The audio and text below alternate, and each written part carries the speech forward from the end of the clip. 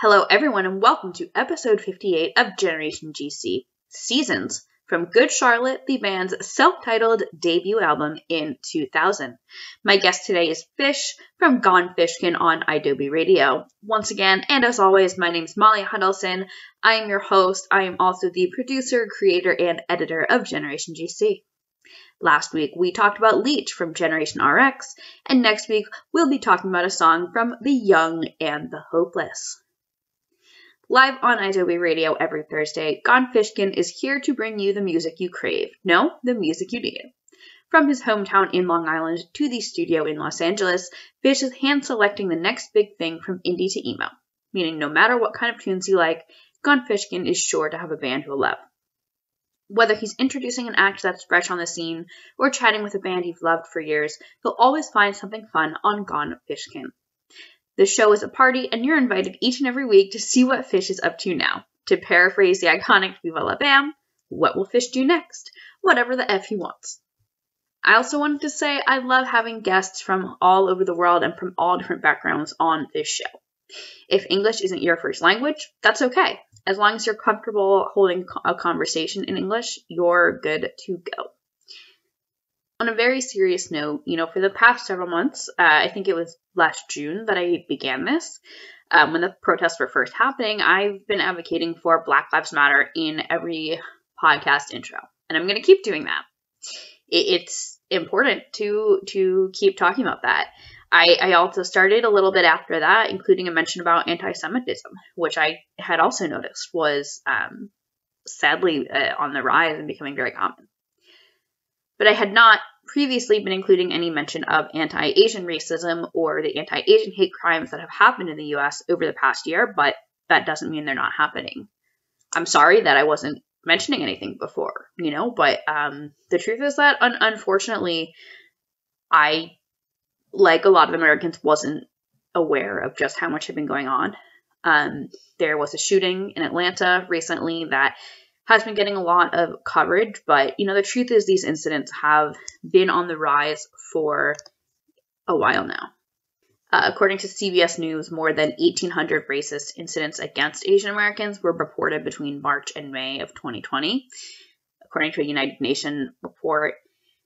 And Stop AAPI Hate National Report between March 19, 2020 and February 28, 2021 received a staggering 3,795 reports of anti-Asian hate incidents. And according to Pew Research, 40% of U.S. adults believe it has become more common for people to express racist views towards Asians since the pandemic began. This is disgusting. It's completely unacceptable. It's not okay. And we need to be talking about this as well. I'm going to point you to anti-asianviolenceresources.card.co to learn more. So that's going to go along with Black Lives Matter and anti-Semitism cards that you always see in the show notes. And I'm going to keep including this in every intro of the show. It's going to give you more statistics and information to educate yourself, as well as information on how to be an ally. Something that, came up in a conversation I had with a friend recently is that the idea that, oh, well, look at all that, Asian Americans have achieved, or look at all that, any marginalized group has achieved, that look at what they've done for science or technology or for culture, for the arts. Asian Americans or Black Americans, Jews, LGBT folks, any marginalized group, they don't deserve respect because they've achieved a certain thing. They deserve respect because they are human beings. It's a fantastic thing to highlight the achievements of any marginalized group, and I think we should do that. And I think now is a great time to highlight the achievements of Asians across the U.S., right? But please remember that whether or not the group as a whole has achieved anything, whether or not an individual has achieved anything, has no bearing on whether they deserve respect and equality and equal rights. People in any marginalized group are capable of doing anything that the straight, white, upper middle class Christian man is, but they deserve respect and equality and equal rights no matter what they do or don't do. So yes, we should continue celebrating the scientific and technological and cultural and artistic achievements of Asian Americans, but that is not why they deserve respect. They are human beings, and I want you to remember that. On a much more positive note, I wanted to remind everyone that Generation GC is turning 1 on April 15th, and I'm going to be throwing a birthday party over on Zoom.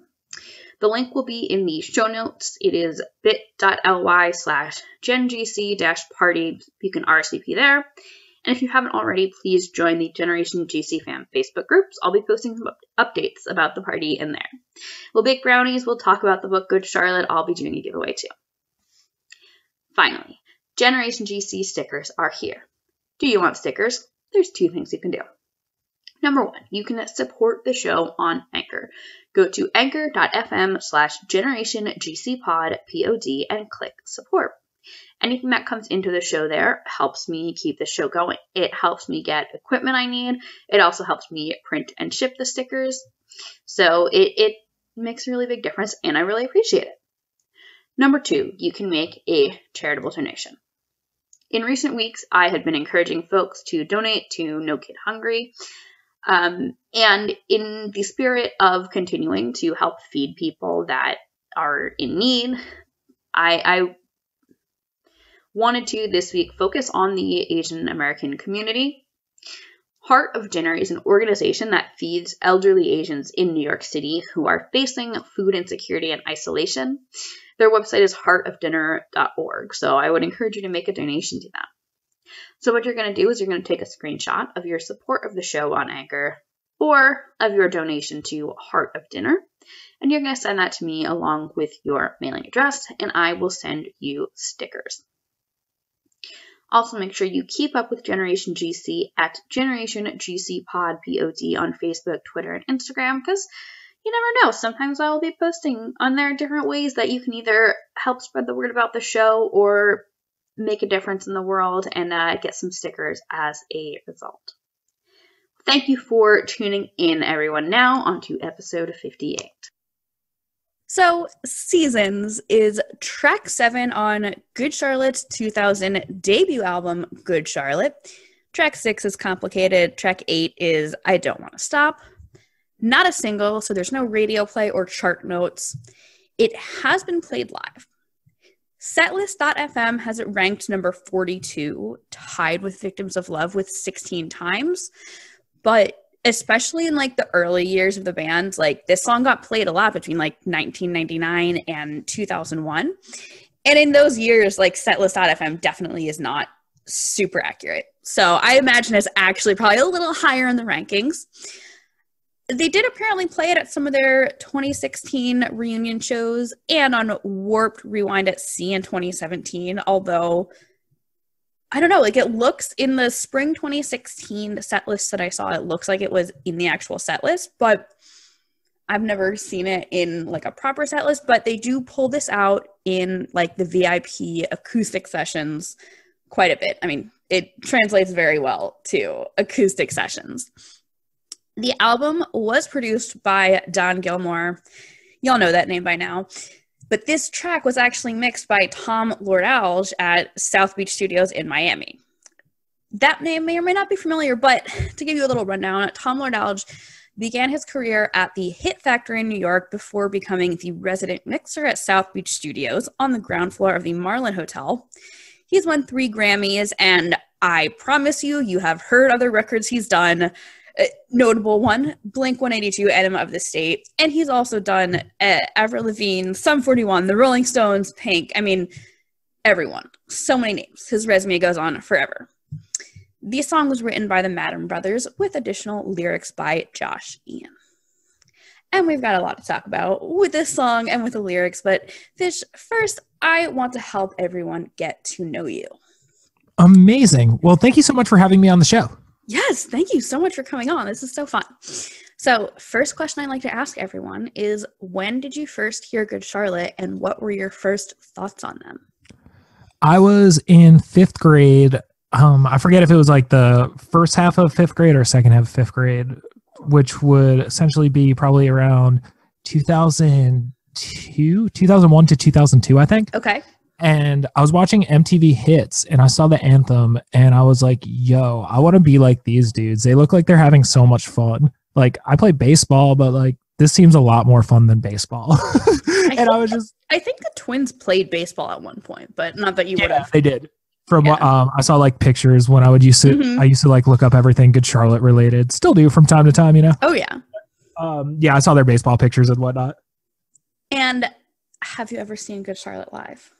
I've seen Good Charlotte live probably 10 to 15 times. Okay, amazing. I love that. It's a good number. Yeah. So you're from Long Island. You live in LA now, right? Yeah, I live in LA now, but I've been on Long Island back at my mom's since mid-November. I was like, there's nothing going on in LA. Sure, yeah.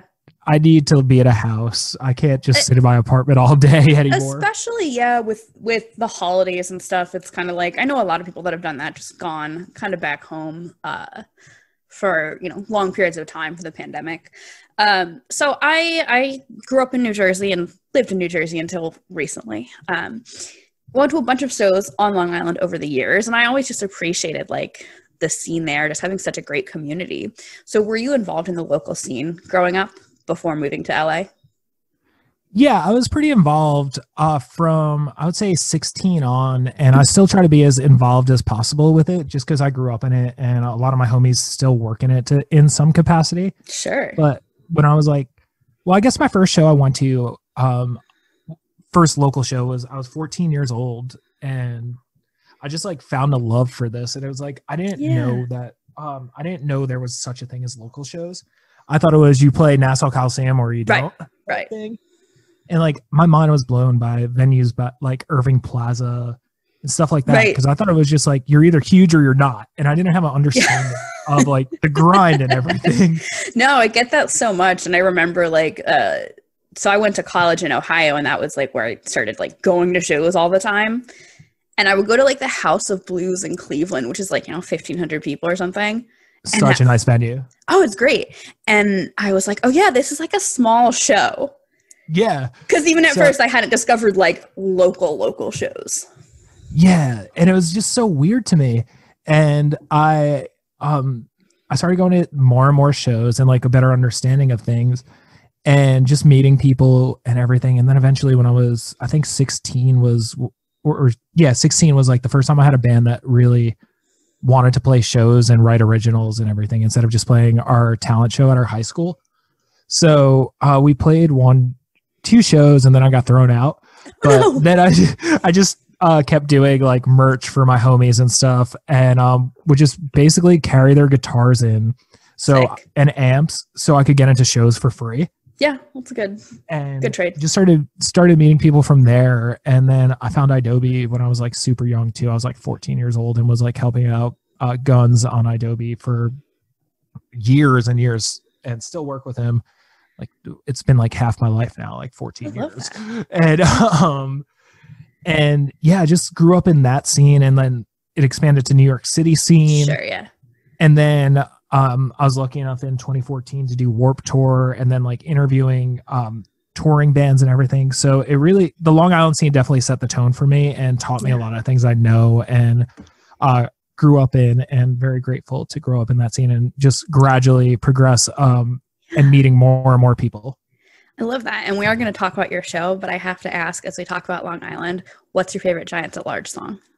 Ooh, I love that you asked that because I was just texting Builder and Lagatuda the other day actually, and CJ is a near and dear friend to me still. They were their old bassist Brian was actually on my second show ever.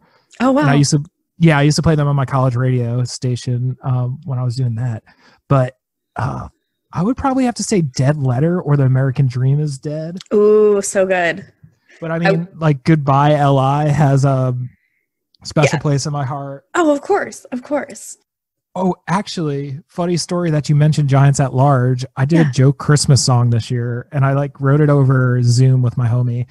And he's like, yeah, just record vocals. I'll mix them and everything. And I was like, I don't know how to do that. So I hit up Matt and actually went to his studio and recorded it back in November. Oh, so good. I love that. I would have to say My favorite would either be Best Is Yet to Come, Oldie But a Goodie, Morning Birds, or Dead Letter. They're all so good. Like, what an underrated band. I want to do a Generation Giants at Large show. Ugh, I came out of Mosh retirement for their final show. Like, put on a knee brace because I've had a lot of injuries, so I can't get hurt. Put on a knee brace, and I was front row at Amityville Music Hall, and it was so good. It was Damn. so good. It was I was so good. bummed. I think I came into town about a week later for a wedding. Oh my God. Yeah, it was a very good time. It was a very good time. But I want to talk about your show, Gone Fishkin, on idobi Radio. So you've had this show for how long now? How many years? A little over 7 years now. Amazing. That's great. That's a pretty long run. And something I've appreciated about your show, like you are really just on the lookout for new artists, but I feel like things maybe have shifted for you over time. So can you talk about just how your tastes in music have shifted over the years?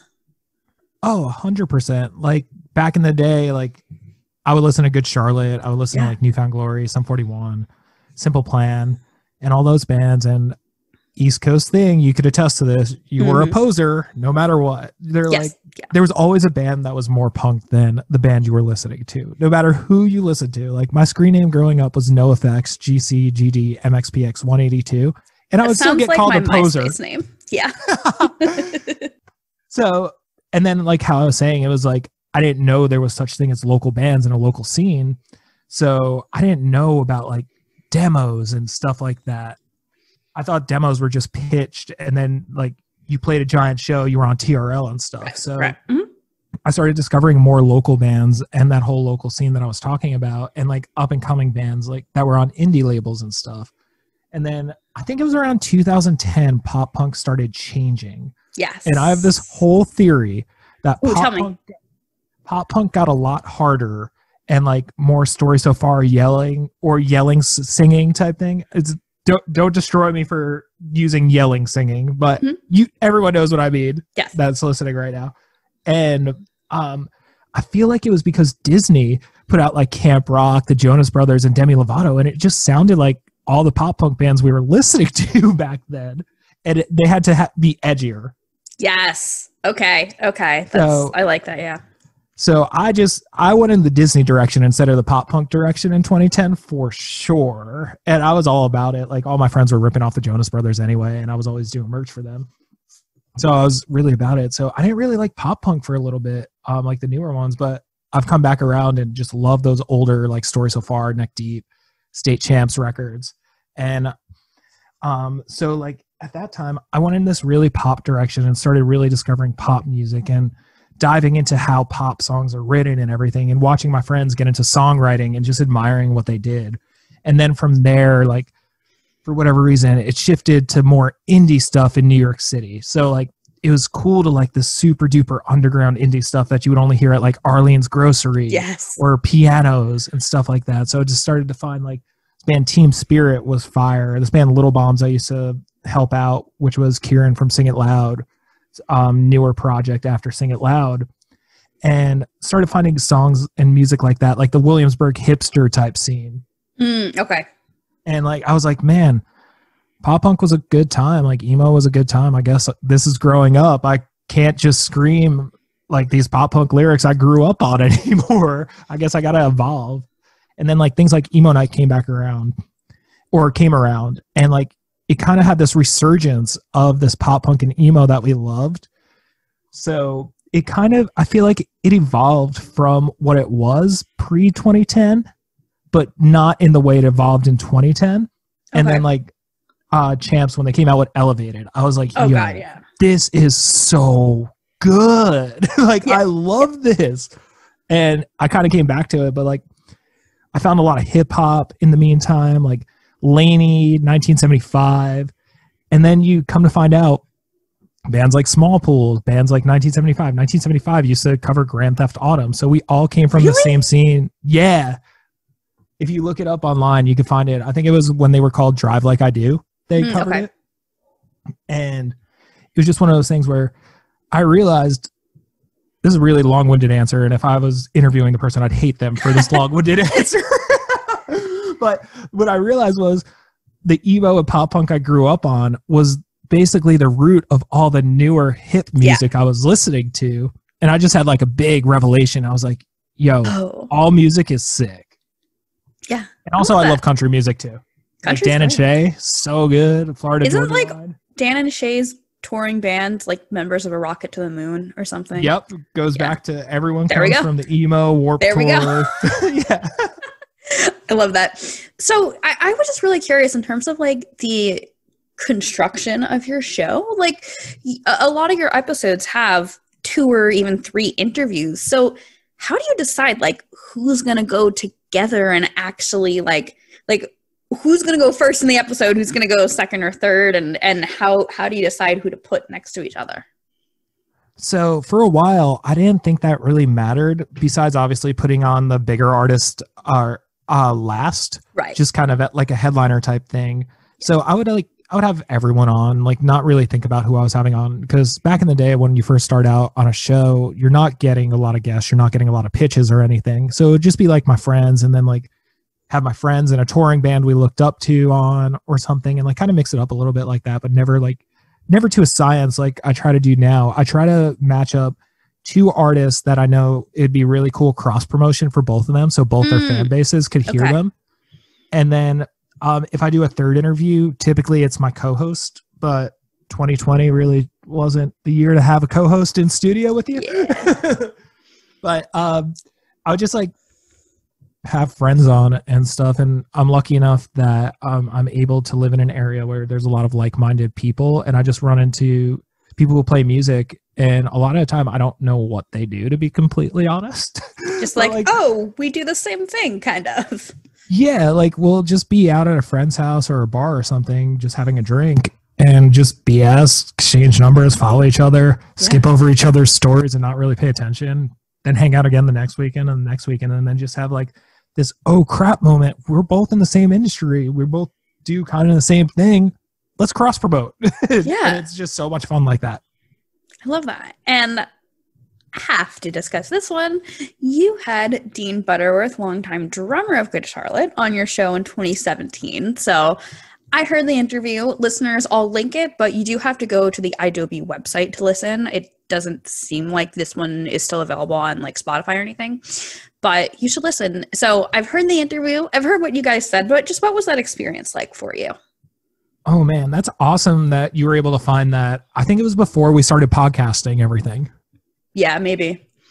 I think it actually might have been like I just pulled that interview to post on the site because I was so hyped on it. Yeah. But I forgot how the conversation came about. I think it might have been on Twitter. I just tweeted him when he was talking about Sugar Ray, I believe, and doing like a 90s tour.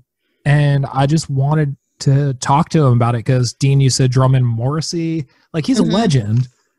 And so I had him on the show, and the interview went awesome. Such a nice dude. I've met him a handful of times in person. Always just so happy, so welcoming, great guy.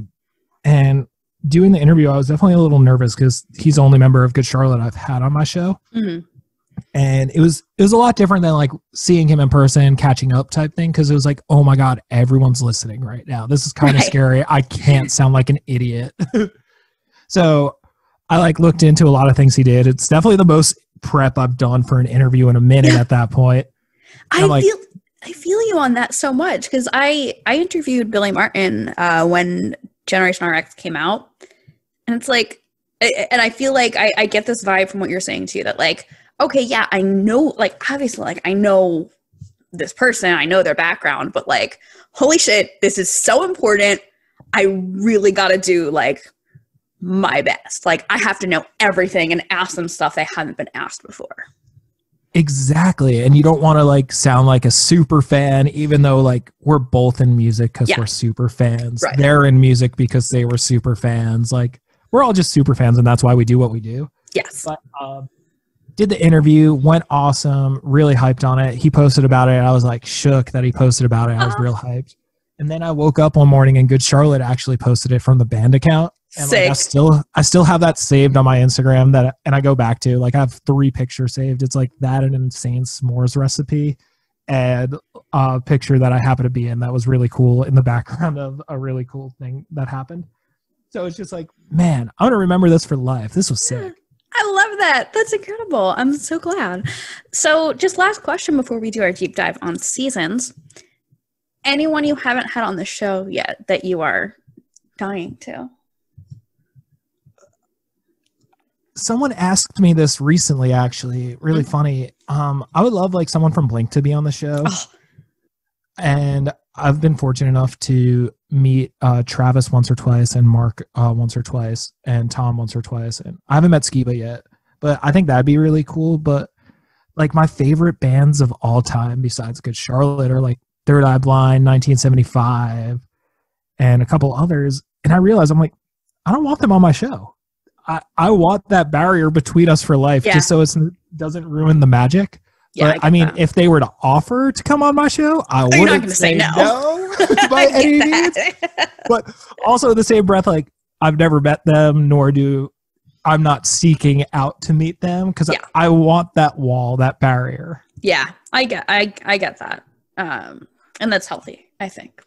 But I would definitely love for a lot of different people to come on the show. So Machine Gun Kelly, if you're listening, we'd love you to come on the show, dude. He's like one of my dream artists for this show too. He would do such a good job. He would. Yeah, he's so sick. Well, let's dive into seasons. So we connected, I think it was last fall on Twitter. And you mentioned seasons as something you wanted to talk about, which I'm super stoked because I feel like a lot of people love this song. So why did you want to talk about seasons in particular? I have a really bad memory, to be honest. You could ask anyone. Like, if I met someone 10 times, sometimes that's just not enough, and I feel so terrible about it. But I have a vivid memory of the first time I heard Seasons, and I was like, I have to talk about this song. Okay. I remember I was in 6th grade, and I was being Benji for Halloween. Like, I ordered a maid sweatshirt, a maid shirt, maid bandana, maid hat, and the sweatband, and even like went to Party City, got the fake snake bites and everything. Oh God, yeah. And I remember being on Yahoo Music before YouTube was a thing, and I saw Little Things, and I was like, wait, this isn't on Young and the Hopeless, the only CD Good Charlotte has ever put out. And I was like, oh wait, they have another album. I'm like, Mom, we got to go to FYE. I need to get an album. I can't be a poser. Like, I need to know everything about this band before I dress as Benji for Halloween. So we were waiting for my sister to get out of gymnastics. And I remember Seasons came on, and my mom, after like I heard the anthem, I was like, Mom, I want a guitar for Christmas. Dad, I want a guitar. My mom was always like, you have to learn acoustic guitar too. It sounds so pretty. I'm like, nah, that's lame. I want to be a rock star. And then Seasons started with that beautiful acoustic guitar. And she's like, see, even Good Charlotte plays acoustic guitar. And I was like, you're not allowed to be right, Mom. I heard that song and it just like resonated with me. And just in 6th grade, just got me all of my feels. And I'm like, I want to fall in love. And I guess tonight. Right? Why any night besides tonight? Yeah. Exactly. And so it always just stuck with me, and it also just helped me in songwriting too. I'm not a good songwriter by any means, but it helped me understand like the song structure. You could have acoustic guitar, you could have electric guitar, you could have full instrumentation. Like there's no limits on what you could do creatively. Yeah. So I want to talk about what this song means. So what is your interpretation of the lyrics here? Ooh, the interpretation is that like it's a very teenage love story. It's like you're passing notes back and forth in school. Like maybe it's not going well, maybe you're trying, and you just want to like fall in love with this person. And you've had so many good times as friends, but doesn't seem like the next step is going to happen. I like that. I have always interpreted it as like a summer fling, maybe like your summer camp kind of relationship, depending on the age we're talking about, you know? Like a fling that didn't last, like you said, that kind of didn't get to that next level, but you just can't forget about it. Like all of these things just remind you and bring you back to that time. And sometimes it is like those short-term situations that you do just kind of remember the most. Exactly. And it's like, I love how like it's called Seasons, obviously, and it really does like do that thing. I don't know what it's called, but like Tom Petty, I always use this example, like in Free Fallin', he has like, it sounds like he's fallen when he says free fallin'. Like Yes. Seasons, like going through the seasons the way they do, I thought was so clever. Yes. Yeah, it really is. So let's talk about, I guess, the arrangement of the song. I mean, I will say, kind of like you, this song made me give a shit about acoustic guitar, because this was like before I found like Dashboard Confessional or anything. And it's like you have that first verse talking about summer air, and it's just this like very sweet little acoustic guitar. And then they talk about October air in the second verse. I think it's the second verse that the full band comes in. Yep. With that like really cool palm muted part. Yes. And then It's so good. So do you think this song would have worked if it was entirely acoustic? Oh, 100%. Like there's like, this could be like, do you know how they do like those 16-bit rate samples? It will work as that too. It could be a country song. It could be a hip hop song. It could be a SoundCloud song. I just did an episode, so this will be live by the time our episode goes live, but I just recorded an episode on stray dogs, and we talked about how that also sounds kind of like a country song. And I so desperately want a Good Charlotte, like either a country artist to cover some Good Charlotte, or Good Charlotte to do like a full country song. I think there's potential. I really do. I think Seasons would be a beautiful country ballad. Oh my God, it would be so good. With a little banjo, sing it with some twang. Yeah. So good. Like I hear it in my head, like the October air with a Southern accent. I'm not going to do it because it would just sound so bad, but I hear it in my head. I will say, like, I think about it conversely though, and I think the song would have worked if it was like a great song. I think can work in multiple interpretations. But I kind of feel like if we had to pick either entirely acoustic or entirely electric full band, I kind of feel like entirely acoustic would have been the stronger interpretation. I would 100% do it. I would pick acoustic over full band for this song. And the only time I've seen it live, actually, it was strictly acoustic. Yeah. Don't Benji and Joel, I mean, I know at least like the first couple records, they were pretty much writing entirely on acoustic. Yeah, I think I heard in an interview like Benji saying how he only knew like 3 chords and stuff. And I was like, man, that's so relatable. I've had I won't say playing guitar. I've had a guitar for a very long time. And I don't think I could name more than 3 chords.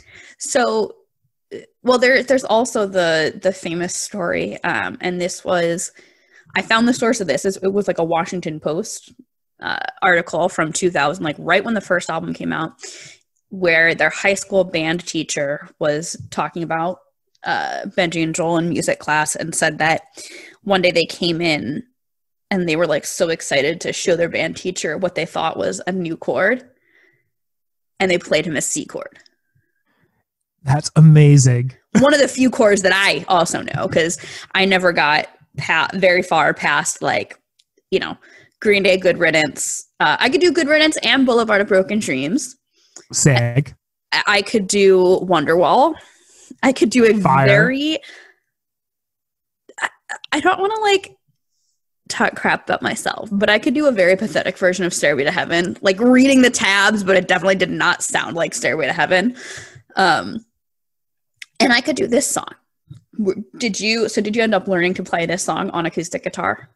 Yeah, just the basic chords. Yeah. And I was so bummed because the first record didn't have a Hal Leonard tab book. Yes. But the second and third record did, Young and the Hopeless and Chronicles. But funny you say a C chord, because Seasons actually starts out on a C. Yes. Yeah. And I think it was either like hammer-ons or pull-offs that for this song I taught myself. I still can't do it. I've been trying for, let's see, got my guitar in 2003. So since then, I've been trying to do the hammer-ons and pull-offs of this song. Can't do it. Yeah. The rhythm, getting the rhythm is like tricky. I also like, I don't know, not to stereotype, but like I'm a girl. My hands are not that big or that strong. So like acoustic was always kind of tricky for me just in that sense. And I have my electric and my acoustic, and I have my amp at my apartment. Like it was in my parents' basement, and they were like, okay, like this amp can't just live here forever. But I have not touched the guitar in ages, but like, I don't know, the past couple of days I keep talking about it and thinking about it. So I don't know, maybe there'll be like an IG live where I strum out some GC stuff, but we'll see. Oh, you gotta hop on and just rip the intro to the anthem. It's so satisfying. Yes. I know. I think my neighbors in my apartment complex will enjoy that. Oh yeah, no way they can't. Yeah, it's a good song. Like you can't get mad. Exactly.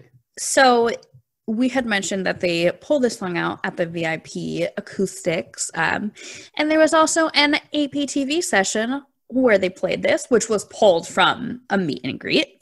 It was a cute little video because like twins talk before, and then you see them like actually playing at the meet and greet. And Benji was talking about how it's a really elementary song. Honestly, yes, like I could play it on guitar, sort of. So that says something. But that it brings back a lot of good memories for them. And I really loved in this video, just like I really appreciated the harmonies on the chorus. They're so good. Oh, Benji and Joel's harmonies are by far my favorite to see live and hear on recording still. I'm just like, man, you guys are so good at singing and making a catchy song based on like, I have a feeling it's the twin power. Yes, I was going to say that. I mean, plenty of bands have good harmonies, but I don't know, something about Benji and Joel, the way their voices just work together, the way they can kind of go over each other. It's very good. And also, I think it's like so cool how back in the day, and maybe when shows come back and everything, how Benji would sing entire songs himself. I don't know if he recorded them like that. I'm not 100%. I don't know that for a fact or anything. But like when he would sing, like I think "Day That I Die" was one of the songs he would sing. Yeah. Like I thought it was so cool. And Paul and Billy would switch instruments. Yeah, we actually have an episode going out this coming week on "The Day That I Die," and that's something we talk about was like deciphering Benji and Joel's voices on the recording. And like I feel like definitely their voices, like when Benji sings lead, I think you can tell. Yeah, like the second verse of Young and the Hopeless. Yes. Oh yeah. Great example. So distinctive. There. Well, Young and the Hopeless, oh my god, not to like just completely go down rabbit holes about other songs, but Young and the Hopeless is another great example of harmonies. So good. Like the harmonies on that one, it's so good. They're the lead and the backing are just very far apart, so it's a big range, so that works really well. In terms of backstory for this song, so there's a handful of interviews out there around this album. And I literally went back to the notes I did for every other episode on the self-titled. And I went through every other interview that I found on this, and I Googled, and none of them seem to really talk about this song. Who knows what other interviews there may have been that got lost in, kind of the pre-super internet age. So we don't really have much backstory about this album.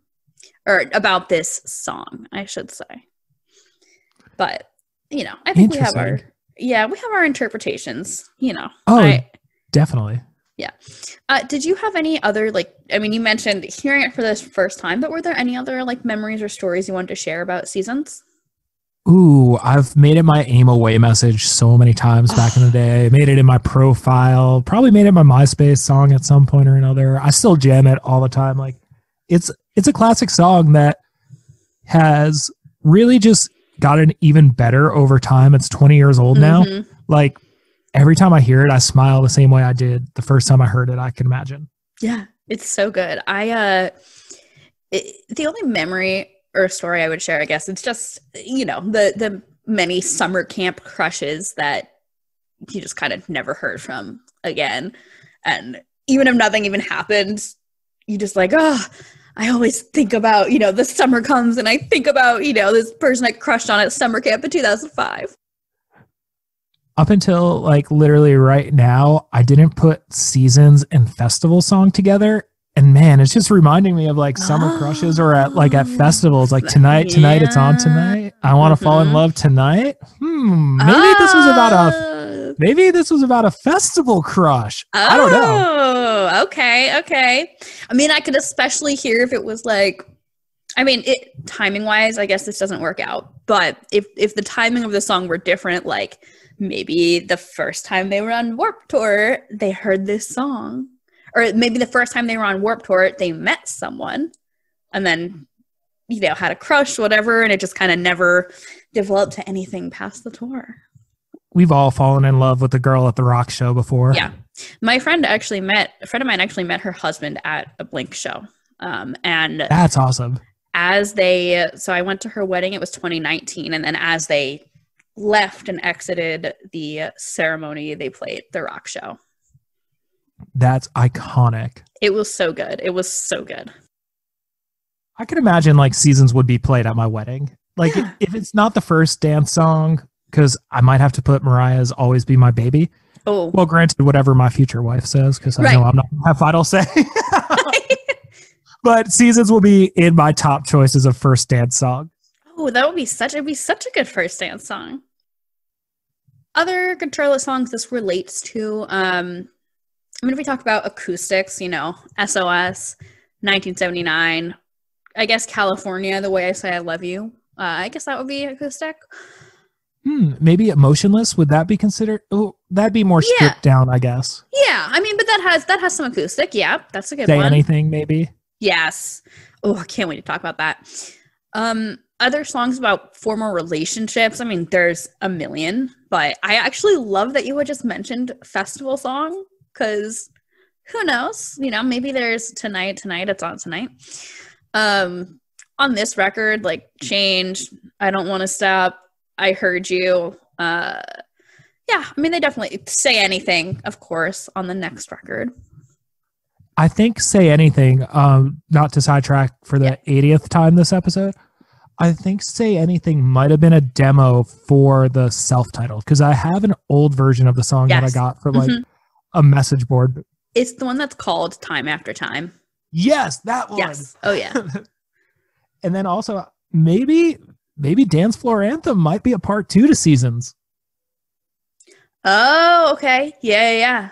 That's like or even like almost a prologue though, because like Dance Floor Anthem to me, that's like I got broken up with today and I'm like going out clubbing it tonight to forget about it. Yeah. And Seasons is like looking back. True. That's interesting. Yeah. I like this GC conspiracy theory hole we're going down right now. Right. Well, let's read what some other folks have had to say. So we're gonna read some reviews first and talk about them. Oh man, is there a Yelp page for songs?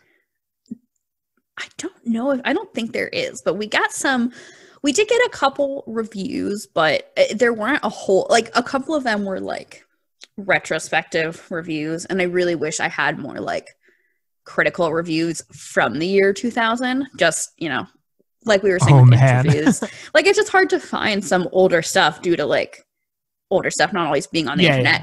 Yeah. And they weren't as big with the first record as they were with every record going forward. So Sputnik Music gave it a 3.5 out of 5. They call Seasons a tearjerker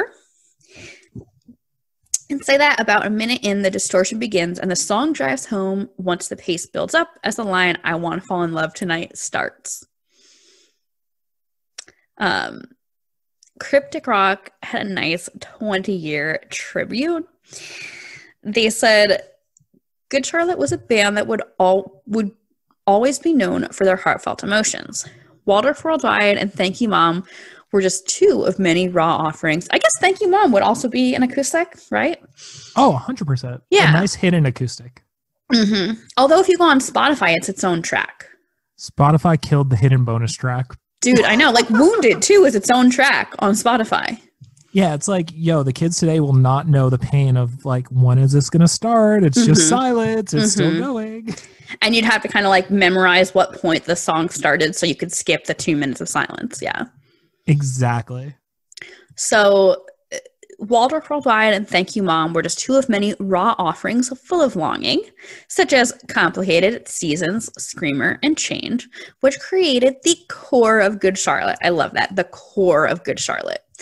Without self-censoring, the Maddens allowed themselves to explore their relationship with their estranged father, Complicated, the October era that ignites young love, Seasons, and Change, and what it means to be a dreamer, Screamer. Amazing. That's a beautiful review. It is. That was a really good one. Like, I'm not in the band, obviously, but made me smile. I'm like, man, I did something good. And then I'm like, oh, wait, no, she's not talking about me. Not talking about my music. I have nothing to do with this. Chorus.fm also had a nice 20-year shout out. They said that this was one of their favorite underrated tracks and that the song feels different than most of the other material found on their debut. It's definitely a standout track. Yeah. It's kind of like a sweet and nostalgic sort of sentimental track. And I feel like a lot of the rest of the album is either like hurt and rejection kind of, or very optimistic. So the emotion of this song, I think, stands out. Although, I guess Thank You Mom is also pretty sentimental and nostalgic. Oh, definitely. Such a good song. And then also, Motivation Proclamation could kind of be acoustic-y, maybe? I feel like they've played it acoustic. Oh, 100%. But it starts out with like the clean, dirty guitar with the same, very similar chords and everything. Yes. Okay. Yeah. Okay. I want to read some YouTube comments. So YouTube comments on the like a song upload on the band's account were turned off, but there were a couple YouTube comments on like a fan-made lyric video. Fritz Diamond said, I recently listened to Good Charlotte as an adult and I heard nothing pleasant on their second album, but this one withstands the test of time. So I do want to read some song meanings comments. This one was really good because there's a lot of people just talking about their relationships. I won't read all of the ones that I have here because I have a lot, but these are 20 years ago, so I feel okay, reading other people's stories about their breakups that they put on the internet. Yeah, like they've reached that point where they could talk about it. Right. Like the statute of limitations does not exist on personal relationships. Right. Well, and you put it on the internet. So. Exactly. So Burns says, a great line in this song reminds me of my boyfriend Tim. We got together at the end of October. October air reminds me of all the seasons of your love. Aw. Cute. Nikki said, why don't bands like this get airplay? They kick booty.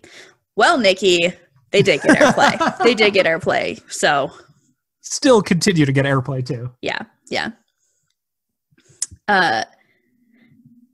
Peachy Dolly 182 said, I love this song. It's so sad. Yay for emo. Glenn's Army Chick said, GC is not really emo, but every song they write is based on experiences. It's so cute. And they should get more airplay. They're much better than bands like End Suck. Man, that kind of just reminded me of the people who don't like avocados but love guacamole. I don't like avocados or guacamole. But yes, I get what you're saying. I'm like the only vegan that doesn't like avocados.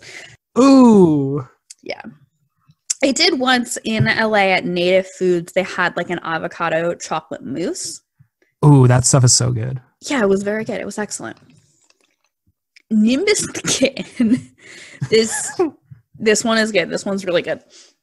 This is really, really good. Nimbus the Kitten says, this is my favorite GC song. Me and my ex sung it together at the Uniting the States tour when they came here. I didn't know I'd be singing it for a different reason the next day when she dumped me. The song's about breaking up but not being able to get over the fact that you aren't with them anymore. It's a song about tortured love. I want to bring that up. Because there's a video. Benji has 2 different colors in his hair. He has like half pink or half red and half black.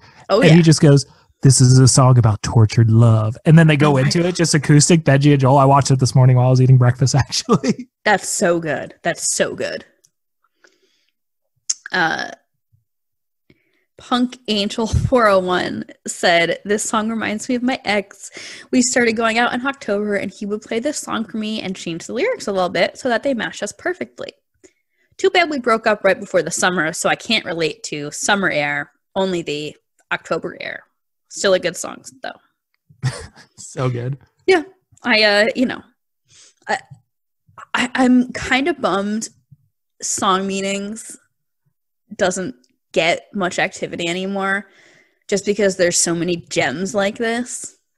I'm always looking up old songs when I hear them, because when you hear a song at like 10 to 18 years old or whatever developmental stages you hear a song in, or even as a kid, it has a completely different meaning when you're grown up. Oh yeah. It was weird for me when I went from like hearing this record the first time. I was probably 12, because like you, I bought The Young and the Hopeless first, and then many months later I discovered they had a different CD. Yep. To hearing this record at the age they were when they put out the record, and now being even several years older than they were when they wrote and released this record. Yeah, it's really interesting listening to albums, going back to them. Like I don't go back to the self-titled as much as I probably should. I definitely always jam it, but Young and the Hopeless in particular, since it was the first album that I heard from Good Charlotte and the reason I got into music, anytime anything good happens, literally ever, and I have to like drive to a set, drive to like a big meeting or something like that, or just sitting in my apartment after a good day, I always throw on Young and the Hopeless from front to back and just like celebrate a good day. Yeah. It's a great album, and I love that I think that shows the power of like the associations we have with music, because frankly The Young and the Hopeless is not like a happy album overall. Yeah, not at all. But yeah, it has like the memories, I think, are powerful. Exactly. And I think I relate to it a lot. Like I had a great relationship with my dad and everything, but he had a really bad relationship with his dad. So we bonded a lot over Good Charlotte, because like, especially like little things when they call their dad a dick, he'd always scream that part while driving me to school and stuff. And he always just loved Good Charlotte because of like that relatable fact, which was really cool. That's so great. And I had my dad on the show last summer, which was very, very fun. And I love that you were able to bond with your dad over them. Oh yeah, like he took me to Tower Records in New York City for the Chronicles release. Yeah. And like if you watch the DVD and like freeze it and like zoom in at one point or another, you could see us in the crowd. Oh man.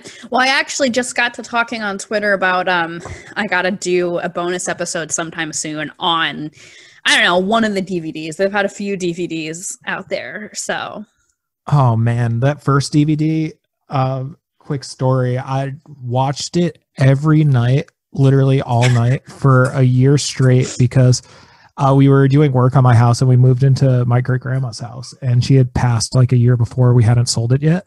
And I was convinced my room was haunted, and I was scared to sleep without like the TV on, and there was no cable in my room. All I had was a PS2 and that DVD.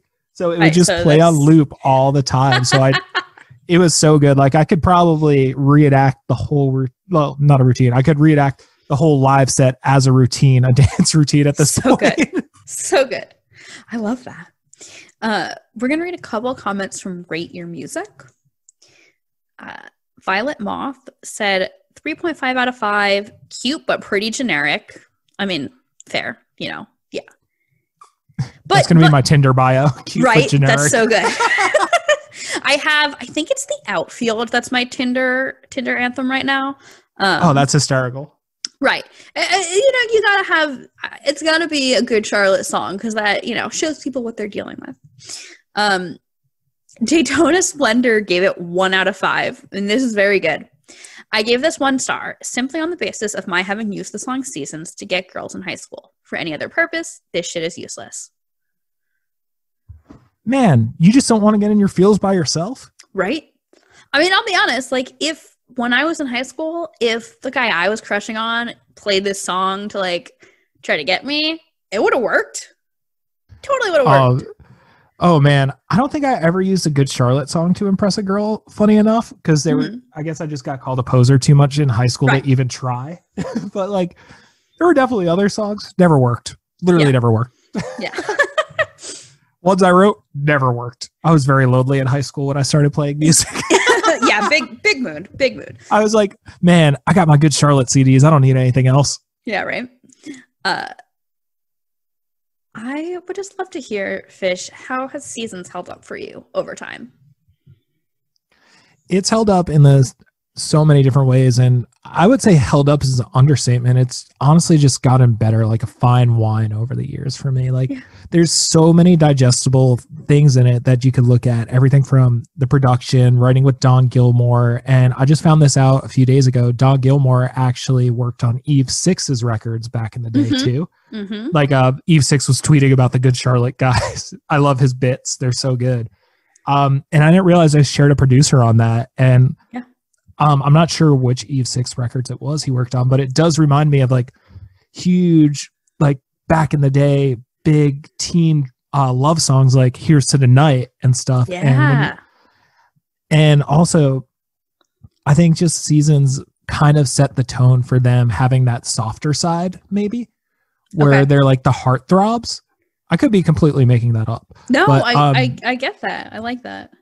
And it might have like kind of helped them get more into pop culture hearing a song like Seasons, because they were in so many movies. They were the band in Not Another Teen Movie and stuff. Yeah. Like, it was cool. And I feel like Seasons might have opened the door for that. And still to this day, lyrically, it's so good. Like they were probably teenagers when they wrote that. Yeah, I mean, so the album came out in 2000, so the twins would have been 21, because it was September 2000, so they would have been 21 that March. I mean, Billy was fresh out of high school when the album came out, and he's talked about, like, you know, having to sign out of school to, like, go do stuff for the band and all, which I thought was so very sick. Cute. But yeah, I mean, so they probably were 19, 20 or so when they first wrote the song, because they always say, I mean, definitely they were actually, no, we have record of them playing it in 99, so. Wait, is it that video where it's like super sepia looking, like that brownish tint? I know exactly the video you're talking about. Yeah, I don't, it might be, but I know exactly the video you're talking about. Yeah, like, I think Joel has a Sick Boy shirt on or something. Yeah. So good. I had a AIM screen name because Benji was Kid Vicious and Joel was Sick Boy. So I was Vicious Sick Chick. Oh, that's so sick. On AIM. Yeah, I thought that was really clever. I was also X Emo X in X Jersey X, which was also very good. That's so good. Yeah. Something that I would just say, looking at this song, like looking back over time, is, you know, yes, you could say it's generic, but it's hard to write something that's like simple and holds up. Oh, yeah. What I've learned over the years is the term keep it stupid simple. Yeah. Or keep it simple stupid. What did I do? Still, for the record, it's before noon here on the East Coast while we're recording it on the weekend, so my brain doesn't like wake up till Monday. Yeah. But it's so simplistic, and there's nothing generic about it. Like, if it was generic, it would have been a song they ripped off, or I've never heard a song similar to it. Even to this day, I haven't heard anyone ripping it off blatantly, and I don't think it's a blatant, like, drew inspiration from, because all the interviews they're talking about how, like, they love Beastie Boys, Rancid, and all those bands. Exactly. None of those bands had a song like Seasons. And frankly, I don't even, like, I wouldn't say there's any good Charlotte songs that sound like the Beastie Boys or like Rancid. Yeah, exactly. And it's cool that they took their inspiration and the bands they looked up to, and they came out with a song like Seasons. Yeah, very fun. Well, a couple questions to wrap up. What has Good Charlotte meant to you over the years, and how has that changed? man, I could go on for probably 3 hours about this. Yeah. But, they were the reason I got into music, obviously. As I said, when I heard the anthem, and then getting to see them play live, and then seeing them on the VMAs was so inspiring, because there's no other bands, like, even to this day, that really have played the VMAs in the way Good Charlotte did. I feel like they were like the punk kids, and the anthem was huge. They played it. Joel did the beatboxing and everything. Yes. And like, even back in the day on Yahoo Music, I would just freeze it, and the quality was so bad, but somehow I was able to see the stickers on Benji's guitar, and I would look up No Effects. I would look up MXPX. Like, I found Messed from that. Then I saw Benji's feature on Jaded. And like, just throughout the years, I've mentioned this a few times, the word poser, but like getting called a poser and realizing it's because people are like, okay, it's because you don't like this band, you don't like that band, like there's harder bands, blah, blah, blah, blah, blah. Yeah. But Benji and Joel, through watching interviews and just the band in general, like even Billy's inspiration from Tim Burton inspired things. Oh, like, yeah. the Predictable video got me into like Tim Burton style of art. And then like Benji and Joel always talking about like hip hop, like them with the game and stuff, like them doing stuff with Pharrell, Tommy Lee, and just being so spread across the board where there was no barrier. Like, it felt like they would do anything they believed in, which was so cool. And that's what opened my eyes to a lot of different styles of music, and realizing I don't have to just listen to one band to not be a poser. Like, I could listen to an eclectic mix of things. And then like seeing them DJ back in the day, that like made me think DJing's cool, and I could still get to do that, which is awesome. Seeing them with Made clothing, and DCMA clothing. I tried to start a clothing line when I was 16 called Fish Factor. Like, it failed miserably, but I still tried. Yeah. Just like how rooted they were for the culture. And it just, from the outside, always seemed like they were doing it for the culture, and to continue something on, which they've done, has been just so inspiring. And just listening to them talk, and being lucky enough to talk to Benji, Joel, and Josh. And Josh is just a huge inspiration for me. Like, I love that dude more than anything. He's done so much for me throughout the years. And Sarah's fucking awesome too. Like, Sarah and I are always going back and forth with music stuff, and just talking about good music, and just seeing like how it's so family oriented. And even MDDN, how everything's run, their bands, how their bands are, like all their bands, I feel like are a direct, kind of a representation of Benji and Joel in a way. Yeah. And just seeing the way how, like, in fashion, pop culture, the way they talk is just so inspiring to see how they've helped shape all these young artists and their careers. And it's inspired me to, and keeps inspiring me to stay in music and keep reaching for the stars, because they've proved that like the sky's the limit. You could start from literally nothing and go all the way into something. And another thing I would be just so forever grateful and forever indebted for, with Good Charlotte is, after my dad passed in 2015, I believe it was 2016 or 17. I forget when the exact year, but we were doing a fundraiser in his name. And I mentioned to Josh, I was like, hey dude, like, we're doing this fundraiser in my dad's name. I see Good Charlotte's playing in the city. Would we be able to get a guitar sign to put up for auction to give to charity? He's like, yo, let's make this happen.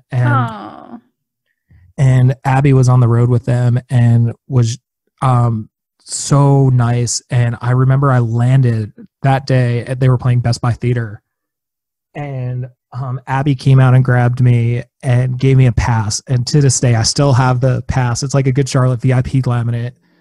And I went up and they all signed the guitar, and like Joel introduced me to everyone. And it was just like the coolest experience and one of the nicest things anyone's ever done for me. And it just has such sentimental value because I bonded so much with my dad over Good Charlotte.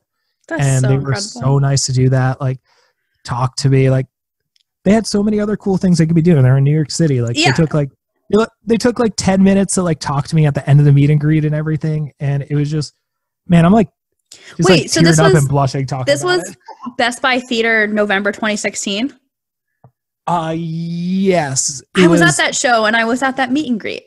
Oh, no way. That's so funny. Yeah. I think oh my God.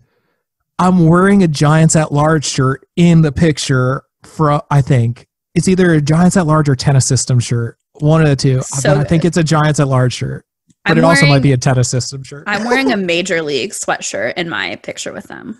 Oh man, shout out Brian Joyce, Valistare. Shout out Brian Joyce. I love that boy so much. That's such a great story. And I think that just shows like beyond, you know, the artistic and business stuff they do, that they are really just glad to give back. Yeah, it's just such a cool thing, and it just has taught me like obviously Warped Tour has a documentary, No Room for Rock Stars. Yeah. But like there's truly is like the most rock star thing you could do isn't what you saw in Almost Famous. The most rock star thing you could do is just be I have mixed feelings about it. I'm more of a get him to the Greek kind of guy. Oh, that was so good. So good. But it like just showed like the most rock star thing you could do is be humble and be like one of the nicest people or some of the nicest people in the world and just give back and do it for the culture, not for anything else. Yeah. I just want to real quick talk about that word, because this almost has to be its own episode. But I like that you mentioned the word poser, because like I got called a poser for liking them all the time too. And without going into the whole rabbit hole, like it was always kind of funny to me because they were always so authentic. Yep. So like, yeah, okay, maybe they weren't punk enough, but like they were just so like unabashedly themselves. So like, what's poser about that? Exactly. And like just a lot of things just coming off the top of my head. It's like talking about how the people on the varsity football team didn't like you because you were in music. Like it's all relatable stuff in high school. Yeah. Yeah. And then the Click, that's like the hardest lyric ever. It's like, I'll go out and hang with GC, or yes. Like the people know what I'm talking about. Yes. So come and talk to me on my computer screen. The best years of our lives aren't as easy as they seem. But one day, oh no, the line with GC, I think that's the first verse. It might be, but there's also another line about used to call us name, now they want us. Yes, they used to call us name. Best line ever. So like, good. That is the hardest, dopest line on a debut album I've ever heard to this day. Like I've heard so many albums, right? Nothing compares to how good and powerful that is. It's literally, and you talked about, you know, their inspiration of hip hop, and it's like a hip hop mentality. Like my day job is video promo, and like we've had a handful of like up and coming rappers, and you know what rappers are doing? Like indie rappers, you know what they're doing on their first singles? They're sampling Good Charlotte. Well, but I was also going to say, like, they're talking about how they're hustling, how they're going to be big and famous one day. Yeah, exactly. It's like, so cool. Yeah, and Good Charlotte's doing that in punk. Well, Fish, do you have any last words about Seasons, about Good Charlotte, about Gone Fishkin, or about yourself? Everyone just keep listening to Good Charlotte. If you could get the self-titled on vinyl, 10 out of 10 recommend listening to that. Like just a night in your apartment. You just want to chill out. Does the vinyl have the click? I don't know. I would have to look. Okay. I actually bought the vinyl at Webster Hall, the studio at Webster Hall. It was for an indie film, Bridge and Tunnels release show. And the company that pressed the vinyl also pressed the Good Charlotte vinyl, and they had it there. And I was like, yo, I need this. I definitely copped it. But yeah, just keep listening to Good Charlotte. And I would say they're the prime example of the band you need to listen to and look up as well, because what they've done for the culture of music and everything they're continuing to do for the culture of music. Let's even Veeps, like how incredible is what Sherry, Benji, and Joel are doing with Veeps to help all these artists in this like really, really shitty time for live music. Yeah, and they've got like, it's not like Liam Payne doing stuff with Veeps, like so cool. Yeah.